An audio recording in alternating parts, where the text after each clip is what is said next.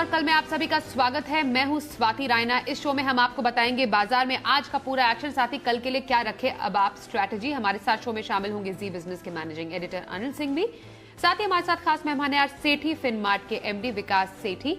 विकास जी का स्वागत करते हैं शो में और पूरी रिसर्च टीम से समझेंगे अलग अलग सेक्टर्स का हाल और उनसे जुड़ी हुई एक्सक्लूसिव रिसर्च। सबसे पहले आज के बाजार पर जरा एक नजर डाल लेते हैं। आज हमने देखा कि कोरोना के नए वेरिएंट ओमिक्रॉन पर मॉडर्ना के सीईओ की चिंता ने आज दुनिया भर के बाजारों को डरा दिया। भारतीय बाजार भी उतार चढ़ाव के बाद गिरावट पर ही बंद हुए। निफ्टी 70 अंक फिसलकर 17,000 के नीचे बंद हुआ। निफ्टी बैंक 280 अंक गिरा और 35,700 के नीचे बंद हुआ।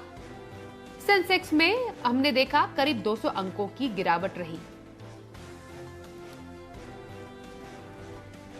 वहीं एफआईआईज और डीआईआईज का डेटा आपको बता दें जल्दी से। आज विदेशी संस्थागत निवेशकों ने 5,446 करोड़ रुपए की बिकवाली की है, तो वहीं घरेलू संस्थागत निवेशकों की तरफ से खरीदारी के आंकड़े आज सामने आए हैं, लगभग 5,350 रुपए के। चलिए अब आगे बढ़ते हैं और एडिटर्स टेक में जरा अनिल जी से समझते हैं कि बाजार ने आज इतनी अच्छी तेजी को गवाया क्यों। भारतीय बाजारों में आज बड़े एक्शन का दिन था। शुरुआत सुस्ती के साथ हुई और सुस्ती के साथ शुरुआत होने के बाद थोड़े निचले स्तरों से रिकवर होकर बाजारों ने जो रफ्तार पकड़ी वो देखने लायक थी। न सिर्फ 17,100 को पार किया, 17,200 को पार किया, 17,300 को भी पार किया और 17,325 के आसपास का हाई बनाया निफ्टी ने। और बैंक निफ्टी भी लगभग 36,800 के आसपास तक पहुंचा। सब कुछ ठीक ही चल रहा था, लेकिन अचानक से आई तेज बिकवाली सुबह 11 बजे के आसपास। और उसकी वजह यह थी कि डाउ फ्यूचर्स तेजी से लुढ़के। और डाउ फ्यूचर्स के लुढ़कने की वजह यह थी कि मॉडर्ना ने कहा कि भाई वैक्सीन बनने में और ये कोरोना का जो नया वेरिएंट आया है ओमिक्रॉन, इससे निपटने में थोड़ा सा वक्त लंबा लग सकता है। बस इसी ने बाजार का मूड खराब कर दिया और ऊपरी स्तरों से बैंक निफ्टी 1000 पॉइंट निकला तो निफ्टी करीबन 300 साढ़े 300 पॉइंट लुढ़क गया। वापस से रिकवरी की कोशिश भी हुई उतार चढ़ाव के बीच में। फाइनली आखिरी आधा घंटा बाजार पर भारी पड़ा और बाजार 17,000 के बेहद करीब थोड़ा सा नीचे निफ्टी पर बंद होते हुए दिखे और बैंक निफ्टी पर 35,700 के आसपास की क्लोजिंग आपको नजर आई। अब वजह सबसे बड़ी ये थी कि डाउ फ्यूचर्स हमारे बाजारों के बंद होने के वक्त 500 पॉइंट नीचे ट्रेड कर रहे थे और दुनिया भर के बाजारों में भी फिर से ओमिक्रॉन को लेकर डर था। इन सब के बीच में ऊपरी स्तरों से तगड़ी मुनाफा वसूली और सेलिंग प्रेशर दिखा रहे। एक वजह यह भी थी कि 16,800 से 17,300 तक की एक तरफा यात्रा हुई और 500 पॉइंट बढ़ने के बाद फिर से थोड़ी प्रॉफिट बुकिंग होनी थी। लेकिन कुल मिलाकर जिस तरह की मजबूत शुरुआत हुई उसके विपरीत दिन के निचले स्तरों पर जाकर बाजार बंद होते हुए दिखे। तो एफआईआईज की बिकवाली शायद आज थोड़ी फिर से देखने को मिलेगी। कल के आंकड़े बेहतर थे, लेकिन आज ग्लोबल मार्केट्स हमारे बाजारों के अच्छे मूड माहौल पर भारी पड़ते हुए नजर आए। चलिए आज के खास एक्सपर्ट विकास सेठी का रुख कर लेते। विकास जी, एक बार फिर से हमने देखा अब कोरोना के नए वेरिएंट का डर बाजार पर हावी हुआ है। ग्लोबल बाजार से भी अच्छे संकेत नहीं मिल रहे हैं। बेसिकली पूरे सभी बाजारों में कोरोना के नए वेरिएंट का डर है। फिलहाल बाजार पर क्या राय रखेंगे आप, क्या सलाह देंगे कल के लिए इंट्राडे और हफ्ते भर का नजरिया, पोजिशनल व्यू कहां पर रखी जा सकती है? बिल्कुल स्वाति, जब हम सुबह आज खुले तब हम एक माइनर तेजी के साथ खुले, बट फिर घंटे डेढ़ घंटे में बाजार में बहुत जबरदस्त तेजी रिकवरी देखी जा रही थी। 17,300 के लेवल्स भी निफ्टी ने पार कर लिया और पर्टिकुलरली लेड बाय जो पिछले 2-3 दिनों से जो सेक्टर खराब कर रहे थे जैसे मेटल्स है, बैंक्स है, उनमें एक अच्छी तेजी बन रही थी। बट 11 साढ़े 11 बजे जैसे ही ये यूएस में डाउ फ्यूचर्स के 550 पॉइंट गिरावट की खबरें आने लगी मॉडर्ना के सीईओ के स्टेटमेंट के बाद, तो हमने भी पूरी जितनी बढ़त थी वो गंवा दी और फाइनल जो क्लोजिंग आवर में एक जबरदस्त प्रॉफिट बुकिंग हुई looking at the Dow futures और उसके हिसाब से हम फिर नेगेटिव बंद हुए और अगर हाइट से देखेंगे तो करीबन 400 पॉइंट के करीब की हमने गिरावट देखी अपने हाइट से आज। मुझे लगता है बाजार में अभी कॉशियस रहना चाहिए जिस तरह के न्यूज फ्लो है, बट अगर ये कोरोना ये जो ओमिक्रॉन वायरस का अगर इम्पैक्ट या वो स्प्रेड अगर ज्यादा नहीं होता है और ऐसी कुछ खबरें आती है तो बाजार में एक शार्प रिकवरी भी आ सकती है। तो निम्बल फुटेड रहना है, बट अपॉर्चुनिटी मिले तो मुझे लगता है इस गिरावट का फायदा उठाना चाहिए, खरीदारी करनी चाहिए। बिकॉज मुझे लगता है ये जो वायरस है ये बहुत ज्यादा सीवियर नहीं है और इससे लोगों की तबीयत ज़्यादा खराब नहीं है, हालांकि बढ़ता ये जल्दी से है, तो मुझे लगता है इस गिरावट का फायदा उठाते हुए खरीदारी करनी चाहिए इस बाजार में। बाकी मेरी जो कल की पिक रहेगी वो एक सीमेंट स्टॉक है, लोगों को ये निर्मा ग्रुप की सीमेंट कंपनी है जो कि आज 531 के आसपास बंद हुआ स्टॉक। ये एक भारत की 5वीं सबसे बड़ी सीमेंट बनाने वाली कंपनी है, करीबन 22 मिलियन टन की इनकी कैपेसिटी है। ईस्टर्न इंडिया में डोमिनेंट प्लेयर है, बाकी सॉलिड फंडामेंटल्स है, अच्छा डिस्ट्रीब्यूशन नेटवर्क है, पॉपुलर ब्रांड्स है। मुझे लगता है ये स्टॉक आज पॉजिटिव बंद हुआ और कल भी मुझे लगता है इस स्टॉक में अच्छी तेजी बन सकती है। तो मेरे कल के लिए इसमें टारगेट है 555 रुपए के और स्टॉप लॉस रखना है 520 रुपए का। और जहां तक मेरी पोजिशनल पिक है वो है एक chemical company Lakshmi organic chemicals, जो कि आज 412 पे बंद हुआ है स्टॉक। ये भी एक स्पेशलिटी केमिकल्स बनाने वाली एक बहुत ही अच्छी कंपनी है। हालांकि केमिकल सेक्टर परफॉर्म नहीं कर रहा और सभी स्टॉक में अच्छी खासी गिरावट आई है। इस स्टॉक में भी 625-30 के लेवल से जो हाई टच किए थे वहां से बहुत अच्छा करेक्शन होकर ये अराउंड 412 के आसपास अभी स्टॉक ट्रेड करता है। बट कंपनी के फंडामेंटल्स अच्छे हैं और कुछ एक केमिकल्स जैसे एथाइल एसीटेट, उसमें तो ये कंपनी एक डोमिनेंट 30% मार्केट शेयर एंजॉय करती है।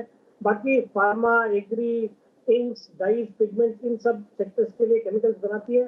फंडामेंटली एक अच्छी कंपनी और काफी अच्छे गिरावट के बाद ये स्टॉक अट्रैक्टिव लगने लगा है। मुझे लगता है करंट लेवल्स पे इसको खरीदना चाहिए। 450 के मेरे इसका पोजिशनल टारगेट है, स्टॉप लॉस रखना 395 रुपए। जी, तो विकास सेठी जी की राय न्यूवोको विस्टास में इंट्राडे कॉल उन्होंने दी है, एक दिन का नजरिया और पोजिशनल व्यू के तौर पर लक्ष्मी ऑर्गेनिक्स में खरीदारी की सलाह। आगे बढ़ते हैं, अगली खबर का रुख करें। गोल्डमैन सैक्स ने एसबीआई पर काफी बड़ा लक्ष्य दिया है। देवांशी आशय से जरा समझते हैं। बताइए देवांशी, गोल्डमैन सैक्स का भरोसा क्यों बढ़ा है एसबीआई के लिए? बिल्कुल स्वाति, आप देखिए आज के दिन में हमने देखा गोल्डमैन सैक्स की खरीदारी करने की राय आती हुई दिख रही है और जो लक्ष्य देते हुए दिखे वो 739 के यानी कि 739 से नए लक्ष्य यहाँ पे गोल्डमैन सैक्स की तरफ से आते हुए दिखे, जो कि मौजूदा भाव से करीब 60% ऊपर है। उनका भरोसा इसलिए बनता हुआ दिख रहा है क्योंकि जो मैनेजमेंट के बयान आते हुए दिखे उसमें काफ़ी भरोसा आ रहा है, काफ़ी कॉन्फिडेंस बिल्डअप होता हुआ दिख रहा है। सबसे पहले मैनेजमेंट का ये कहना है कि जो मैक्रो फैक्टर्स हैं वो काफ़ी ज़्यादा बेहतर आते हुए दिख रहे हैं, यानी कि जो इकोनॉमिक है वहाँ पे सुधार देखने मिल रहा है, जो कि एसबीआई के लिए काफी अहम फैक्टर है। दूसरी बड़ी बात, जो क्रेडिट ग्रोथ है वो FY22 के लिए 10% की जो गाइडेंस दी थी वो उन्होंने मेंटेन की है। केवल एक अनिश्चितता है जो कि कोरोना के जो नया वेरिएंट है उसके चलते जो अनिश्चितता है उसके चलते क्रेडिट ग्रोथ में थोड़ा सा उतार चढ़ाव आ सकता है, लेकिन उम्मीद यही है कि 10% के पार क्रेडिट ग्रोथ आ सकता है। तीसरी बड़ी वजह ये जो क्रेडिट ग्रोथ आती हुई दिखेगी उसको रिटेल फैक्टर ग्रो करता हुआ दिखेगा, ये मेजर ड्राइवर रहेगा। और रिटेल ग्रोथ में हम देखेंगे कि डबल डिजिट के आंकड़े देखने मिलेंगे, 14 से 15% तक की ग्रोथ आने वाले समय में देखने मिल सकती है। और अगर जो इकोनॉमी है वो स्टेबल रहती है तो इससे भी ज़्यादा की ग्रोथ हमें देखने का अनुमान लगाया जा रहा है। कलेक्शन एफिशिएंसी काफ़ी मजबूत होती हुई दिख रही है, पिछले 2 महीने में कलेक्शन एफिशिएंसी में काफ़ी सुधार देखने मिला है। और पांचवी बड़ी बात है कि इस बार जो एसबीआई है वो जो टेक्नोलॉजी है उसको रिवैम्प करने की कोशिश करती हुई दिख रही है। योनो पर उनका पूरा फोकस है, जिससे भी आने वाले समय में कस्टमर एक्विजिशन करने में मदद मिलती हुई दिखेगी और अन्य जो सर्विसेज हैं वो बैंक यहाँ पे दे पाएगी। इसी के चलते गोल्डमैन सैक्स को लगता है कि आने वाले समय में जो बैंक है उसके ROAs अब 1.1% से लेकर 1.2% रह सकते हैं, जो कि काफ़ी बेहतर है। और इसी के चलते 739 के बड़े लक्ष्य यहाँ पे गोल्डमैन सैक्स की तरफ से आते हुए दिख रहे हैं। ये नहीं, बाकी जो ब्रोकिंग हाउसेस हैं उन्होंने भी हाल ही में जो टारगेट्स हैं वो बढ़ा दिए थे। अब देखिए नवंबर में मॉर्गन स्टैनली के 680 तक के टारगेट्स आए थे और अक्टूबर में नॉमरा ने हमने देखा था कि 630 तक के टारगेट्स दिए थे। और इसी के चलते अब जो एसबीआई है उसमें आज हमने शुरुआती तेजी में अच्छी गेन्स आते हुए दिखे। बहुत शुक्रिया देवांशी इस पूरी खबर पर और ज्यादा नंबर्स और डिटेल्स हम तक पहुंचाने के लिए। आगे बढ़ते हैं और अब आने वाले हैं नवंबर में ऑटो बिक्री के आंकड़े। कल ये आंकड़े सामने आएंगे। कुशल से समझते हैं जरा क्या इस बार रहने वाला है खास ऑटो बिक्री के आंकड़ों में। बताइए कुशल, क्या खबरें आ रही हैं? तो नवंबर महीने के ऑटो बिक्री आंकड़े कल आते हुए नजर आएंगे और यहाँ पर जो एक्सपेक्टेशंस लगाई जा रही है उसमें जो कमर्शियल व्हीकल स्पेस है वहाँ पर लगातार आउट परफॉर्मेंस हमें देखने को मिलेगी तमाम अन्य ऑटो सेगमेंट्स के मुकाबले। जहाँ पर तक पैसेंजर व्हीकल्स की बात है तो उसमें टाटा मोटर्स और Mahindra and Mahindra out perform करते हुए नजर आएंगे, जबकि मारुति सुजुकी से हम अंडर परफॉर्मेंस की एक्सपेक्टेशंस लगाकर चल रहे हैं। साथ ही अगर आप 2 व्हीलर्स की बात करें तो त्योहारी मांग होने के बावजूद भी यहाँ पर अंडर परफॉर्मेंस हमें देखने को मिलेगी। और साथ ही अगर आप आप ट्रैक्टर स्पेस को देखें तो वहाँ पर भी आंकड़े जो हैं थोड़े से धीमे साइड पर हम अनुमान करके चल रहे हैं। सबसे पहले पैसेंजर व्हीकल्स को देखें आप तो यहाँ पर मारुति की जो है अंडर परफॉर्म करता हुआ नजर आएगा रिलेटिवली बाकी अन्य ऑटो पैसेंजर व्हीकल्स कंपनियों के मुकाबले, जहाँ पर 6% की गिरावट हम एक्सपेक्ट करके चल रहे हैं। वहीं दूसरी तरफ टाटा मोटर्स पैसेंजर व्हीकल्स खासकर डोमेस्टिक पैसेंजर व्हीकल्स में ऑलमोस्ट 50% की ग्रोथ दिखाता हुआ नजर आ सकता है।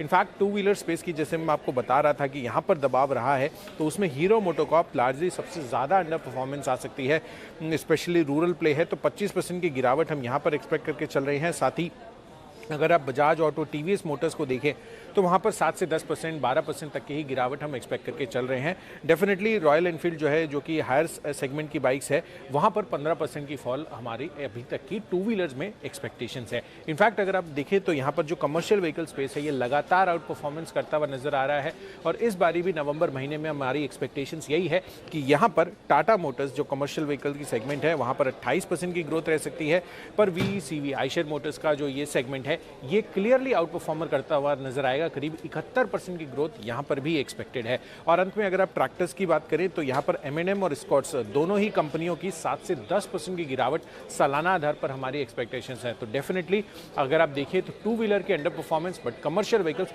अगेन एक आउट परफॉर्मर नवंबर महीने में रह सकता है। कल के बाजार पर क्या रखे स्ट्रैटेजी और बाजार के लिए अहम संकेत, समझते हैं अनिल जी से।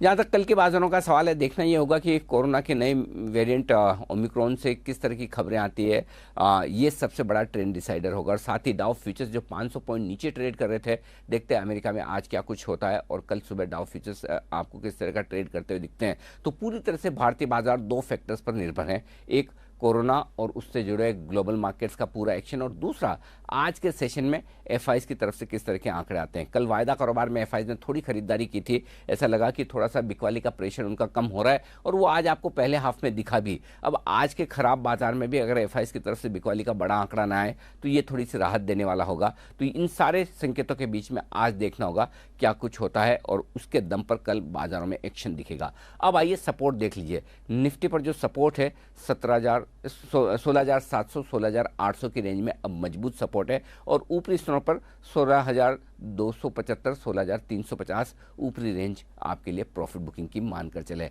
बैंक निफ्टी का जहां तक सवाल है 35,350 35,500 अगला सपोर्ट रहेगा, और ऊपरी स्तरों पर 36,350 36,500 रुकावट की रेंज रहेगी, जिस पर आपको रखनी है कल के लिए नजर। आइए अब शो में देख लेते हैं कल का ऑप्शन।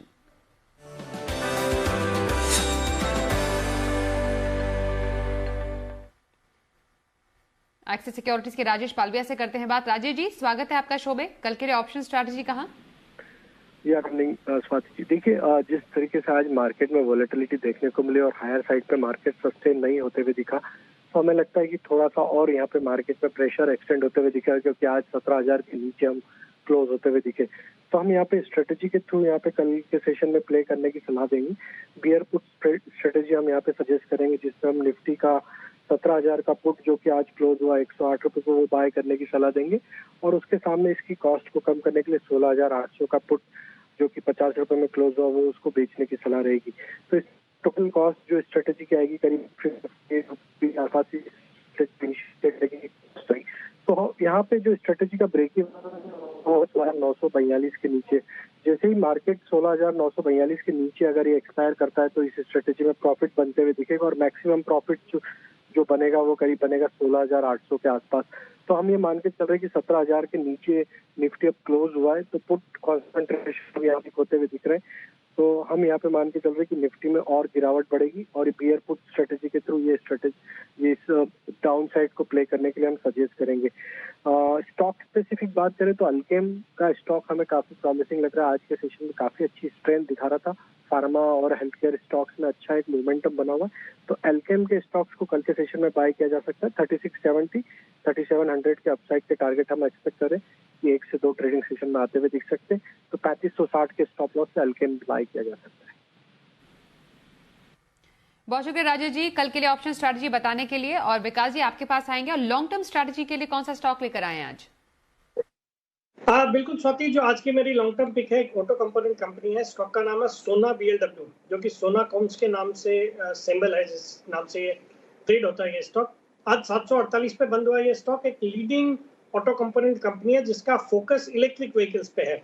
एक जबरदस्त 14,000 करोड़ की ऑर्डर बुक है जिसके कारण अच्छी रेवेन्यू विजिबिलिटी है। फिर हाल ही में जो टेस्ला ने भारत में 3 ऑटो कंपोनेंट कंपनियों को आइडेंटिफाई किया अपने कंपोनेंट सोर्स करने के लिए, उसमें वन ऑफ द 3 कंपनीज सोना BLW है। मुझे लगता है फंडामेंटली एक अच्छी कंपनी है। बाकी जो नतीजे भी है क्वार्टर ऑन क्वार्टर अच्छे आ रहे हैं इसके, और स्टॉक भी अच्छी स्ट्रेंथ दिखा रहा है। मुझे लगता है इन लेवल्स पे इस स्टॉक को खरीदना चाहिए। मेरा इसमें 9 से 12 महीने का टारगेट है 900 रुपए का, तो खरीदारी करने की सलाह है अराउंड 748 750 लेवल्स। सोना BLW में लंबी अवधि की खरीदारी करने की सलाह विकास सीटी की। बहुत शुक्रिया विकास जी, आप हमारे साथ आज के शो में शामिल हुए। यहाँ पर वक्त एक ब्रेक का हो गया है, पर खबरों का सिलसिला आगे भी जारी रहेगा। देखते रहिए जी बिजनेस।